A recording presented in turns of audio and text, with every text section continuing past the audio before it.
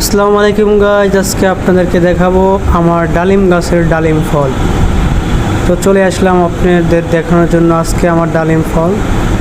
আমি কখনোই আমার ডালিম গাছ থেকে কখনো পাকা ফল খেতে পারি নাই, একটা আফসোস রয়ে গেল আমার।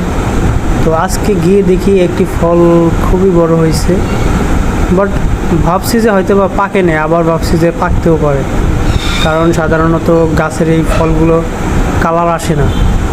তো ছিঁড়েই ফেললাম আজকে, কারণ পোলা বানানোর জন্য পাওয়া যায় না। তো হচ্ছে গিয়ে আজকে ছিঁড়ে এটা কাটতেছিলাম, তো ভাবলাম যে কালারটা হয়তো বা লাল হইতে পারে।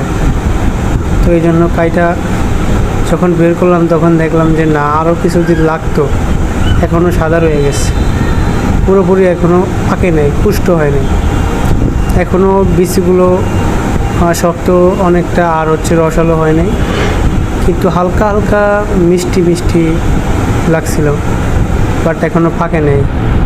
এই আমাদের গ্রামে যারা আমরা এই ফল গাছটা লাগাই, এটাতে একটা স্প্রে করা লাগে। এটা হচ্ছে ভিটামিন একটা স্প্রে আছে, ওই স্প্রেটা যখন করে তখন এই ফলটা পরিপুক্ত পাকা হয় আর কি।